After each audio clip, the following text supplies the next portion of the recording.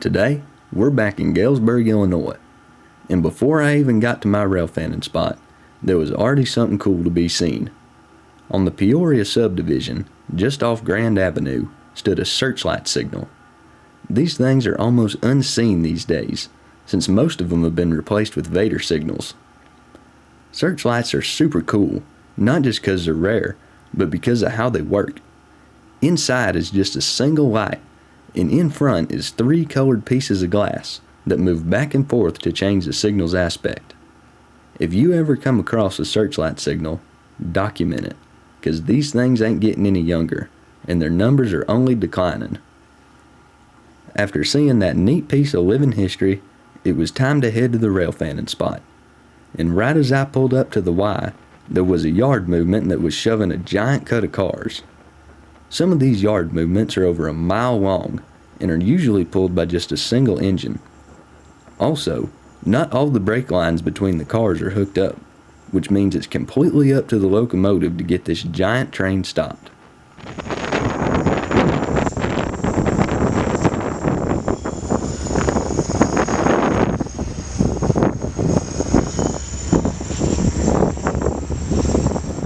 Once all the cars from the yard movement were put in place, the locomotive disconnected from everything and pulled out of the yard once again. But this time it was to switch tracks. This engine is probably going to grab another giant cut of cars and get ready for another movement.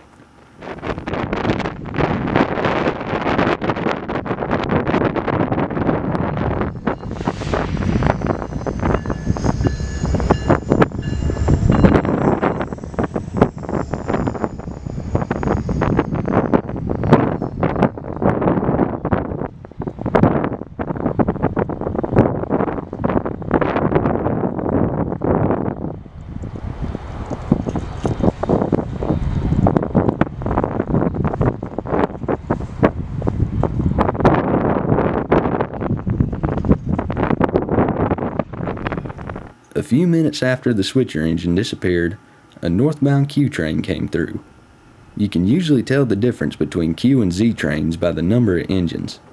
Z trains typically have at least 3 engines, while Q trains typically only have 2.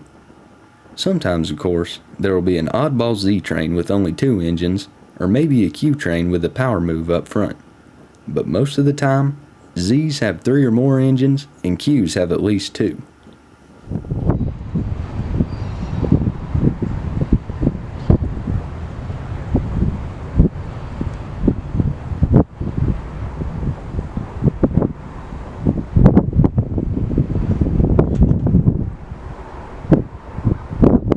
On one of the yard's lead tracks, we see 2 -9s waiting to use the Y.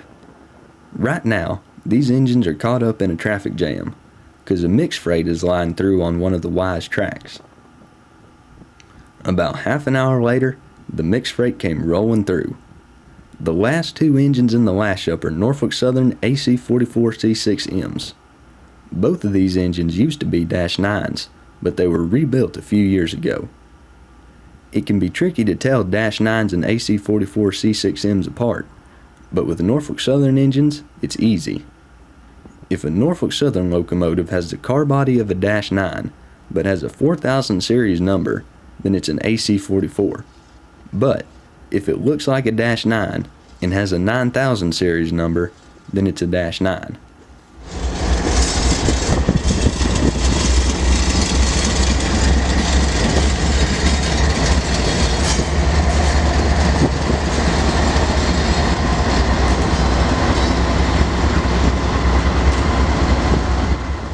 Almost half this train was strictly boxcars.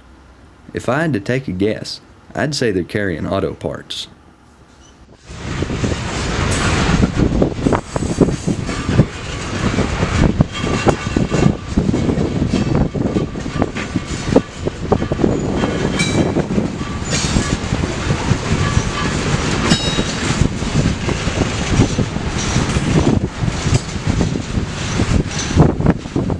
Now that all the tracks were clear, the 2 -9s from before can use the Y.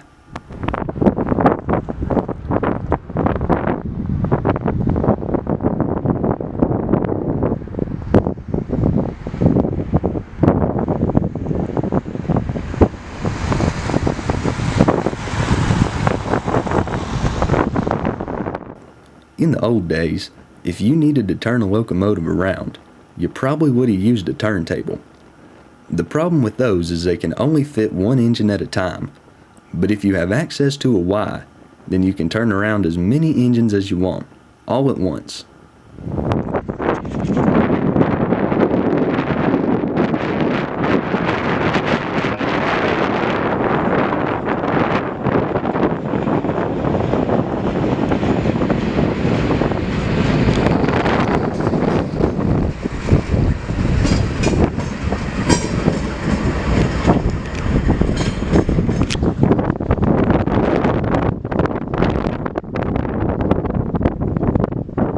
Watch the cab of the Norfolk Southern engine. Did you see the engineer wave his arm? That was a hand signal to the other engineer in the BNSF engine telling him to stop. Hand signals are very important on the railroad, because trying to yell over any railroad equipment would basically be impossible. Hand signals also let you communicate instantly, and at long distances too.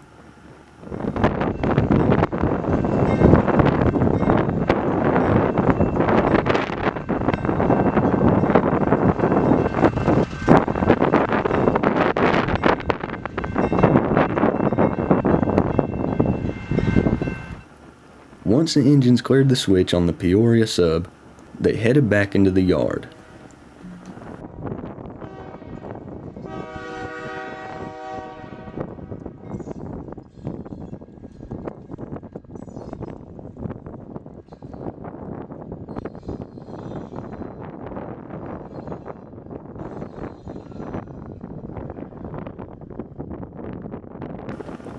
After hanging around the Y for a bit, it was time to pay visit to the Locomotive Shops.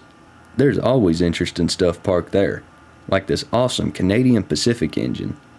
Just like the two Norfolk Southern locomotives from before, this CP engine is also a rebuild, except it started life as an AC-44CW, and now it's classified as an AC-4400CWM. Just behind the Canadian Pacific engine was the Triclops SD60.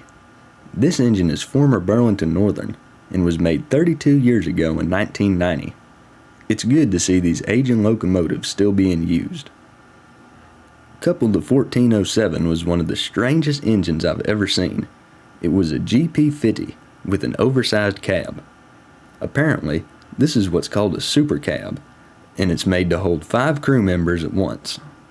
Only 5 of these super cab engines were made, and Burlington Northern was the only railroad who ordered them. I hope all 5 of these super cab engines are still in service with BNSF, but if not, it's good to know that at least one is still kicking. A little closer to the Locomotive Shops sat an executive Mack. Most of these are sitting in storage right now, so it's great to see one out and about. The number boards on this one look a little strange. I wonder how they got to be like that. The last interesting thing at the Locomotive Shops was Bluebonnet number 1755. I guess this engine just lives here at Galesburg, because I've seen it almost every time I've come here. After poking around the yard, I decided to try out a new location. This is the town of Cameron, Illinois, and it's where the Chillicothe sub crosses over the Ottumwa sub.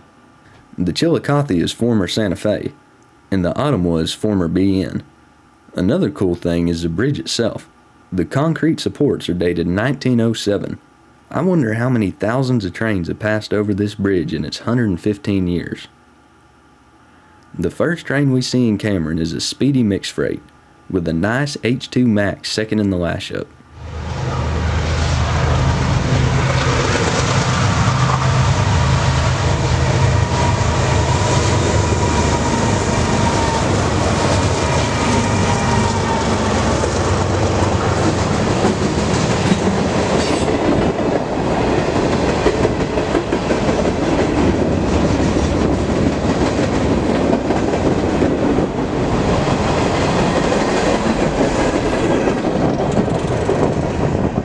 The next train was also a mixed freight, except this one went roaring over the Chillicothe.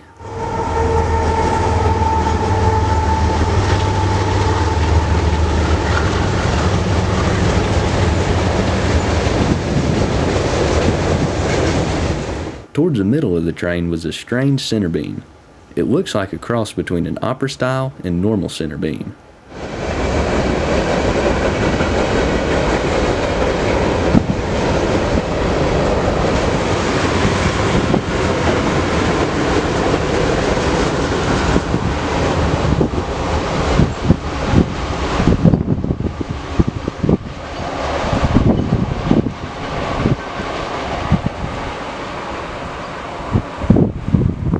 For the last train of the day, the speed was cranked up to 11.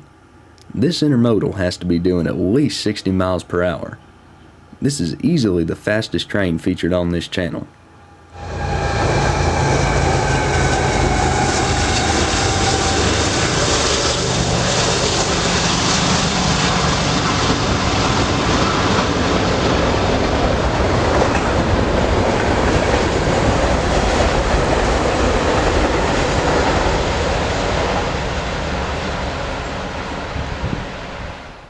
After seeing just about everything there was to see, I decided to call it a day. Thanks for watching. If y'all enjoyed this video, consider checking out some other ones of mine. Till next time.